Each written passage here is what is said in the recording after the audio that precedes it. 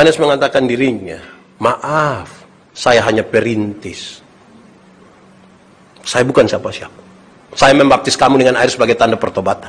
Dia yang kemudian daripadaku, lebih berkuasa daripadaku.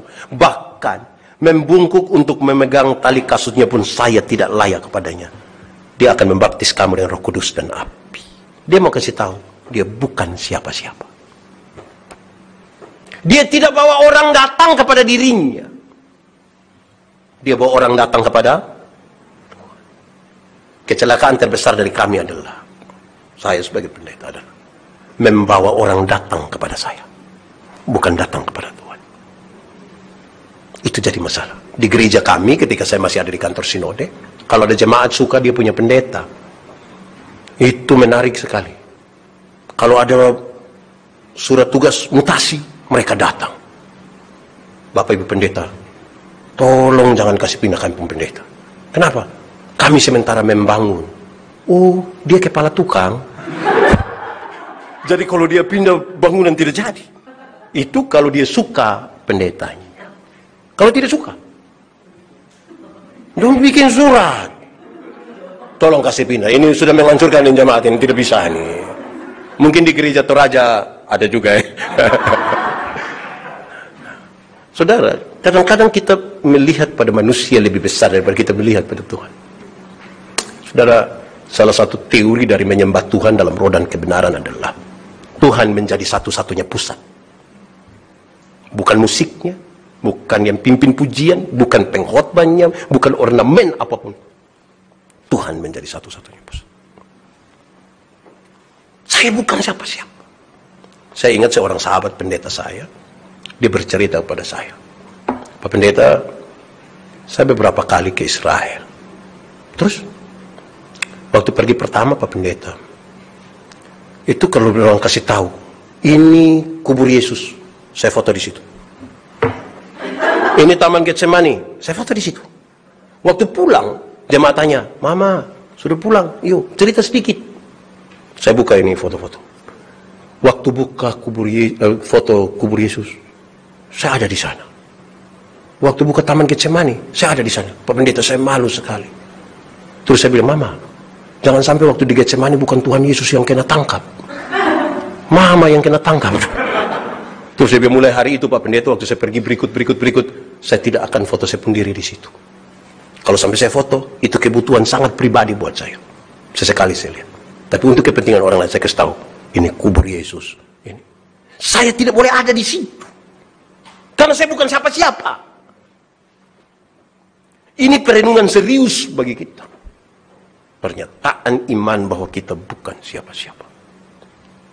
Kita hanya ingin mengatakan, Tuhan. Yohanes Pembaptis di penjara. Dia kirim orang bertanya kepada Yesus, Engkaukah Mesias itu? Tuhan Yesus jawab, seperti yang kau lihat. Because tadi begitu. Terus Yohanes hanya jawab, oh iya, saya mati dulu ya. Selesai. Tidak ada jasa dalam tanda petik. Dia hanya perintis. Dia tahu dia bukan siapa-siapa di situ. Sulit sekali saudara kita, para pendeta nih, seperti saya misalnya. Ketika bawa orang lebih banyak datang kepada saya, tiba-tiba orang bicara tentang pendeta lain. Saya rasa, bukan saya lebih baik. Jadi karena pusatnya ada di saya. Ganti dia punya pusat. Pusatnya harus ada di Tuhan. Manusia ini akan selesai. Tapi Tuhan harus terus ada dalam hidup kita. Supaya ketika kita bertempik sorak, tulus. Saya senang perayaan Natal semalam. Aman, jalan baik. Kalau kita tanya komentar, semua baik. Tapi kalau kita tanya, bagaimana acara semalam? Dia bilang, sudah baik. Tapi, itu semua yang tidak baik, itu yang dia omong itu. Kalau baik ya baik saja. Tidak usah tapi.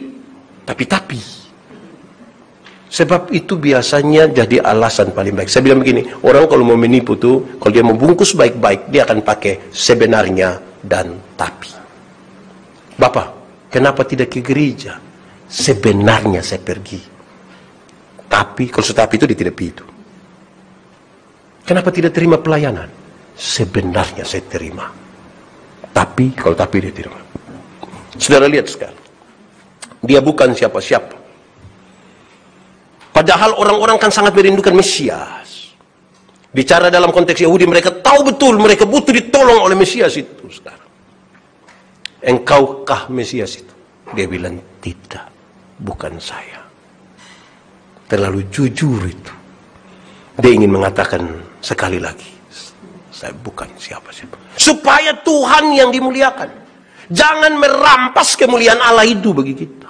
Supaya seluruh hormat, puji, sembah, kemuliaan hanya ditujukan kepada Tuhan. Dan waktu kita beribadah dan bertampik sorak, itu sungguh-sungguh kita hanya tujukan bagi kemuliaan Tuhan.